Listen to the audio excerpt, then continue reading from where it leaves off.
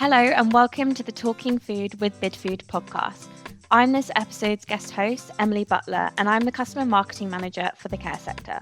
This is my first ever podcast after being royally thrown in the deep end by Joe, so please do bear with me.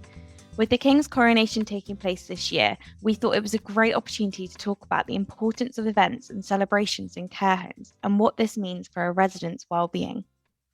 Creating and running events is not the easiest thing for care homes to do, so we will be touching on how to create celebrations with what you already have and how to elevate these further. We'll also be discussing the importance of catering for all resident dietary needs.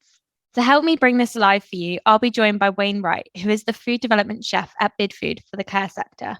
Wayne has years of knowledge working in the sector. Plus, he recently thoroughly deserved winning Chef of the Year at the Public Sector Catering Awards. So without any further delay, let's get talking all things celebrations in care.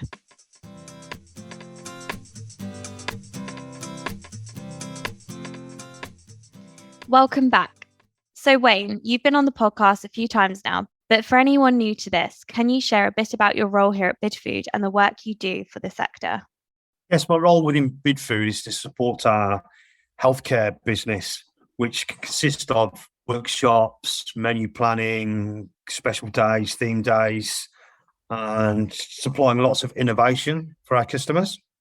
So Wayne, for the coronation, we created a feast fit for a king, recipe guide, and a pop-up party. How did you go about finding the inspiration behind the menu?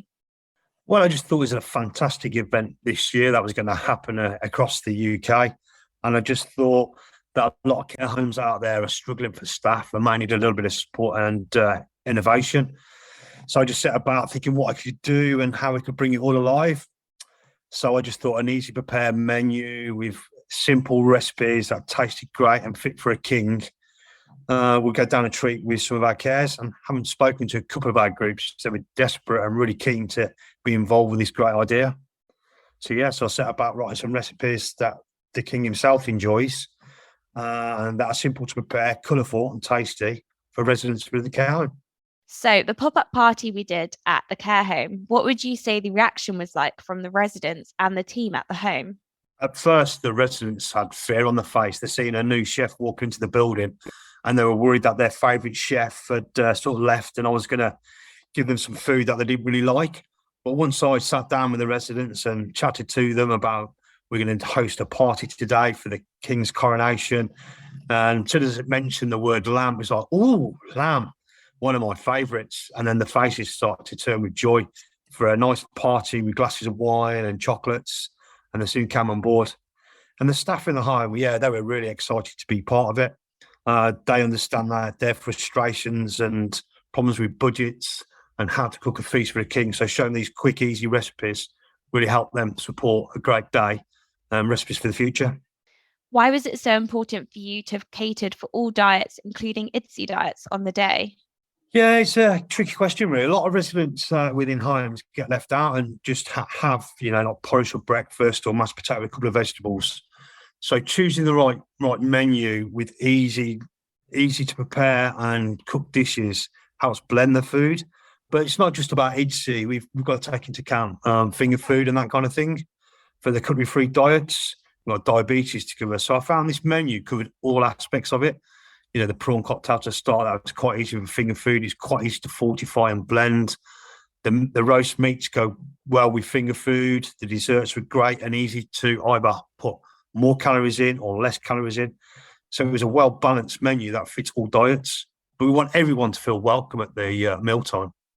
So how can chefs go about elevating their dishes to make them special for the coronation? Yeah, I think the chefs can look into ourselves, Bidfood, for support and some ideas. But they need to think about the colours that are going on the plates, what's in season. They need to try and layer the flavours when they're cooking these dishes. They need to make it fun. But you know what? I always think it's try and keep things simple and enjoyable for you to cook. Yes, definitely.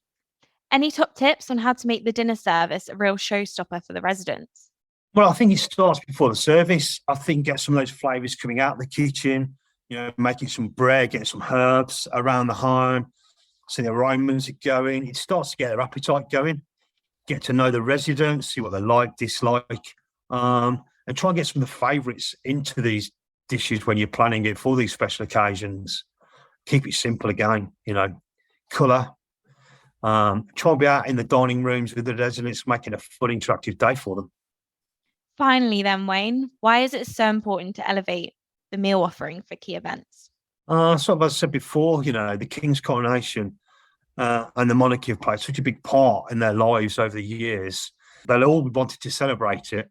So again, don't just give them the normal day-to-day thing. Go out your way a little bit, give them something special, a nice treat. Great advice. Thank you, Wayne. You're welcome. If you're keen to learn more about this episode's topic, you can find links to what we've discussed and more in our show notes. We've also included links that feature our Feast Fit for a King recipe guide, a video from our pop-up party, and a link to our care home page where you can find all support for your care home.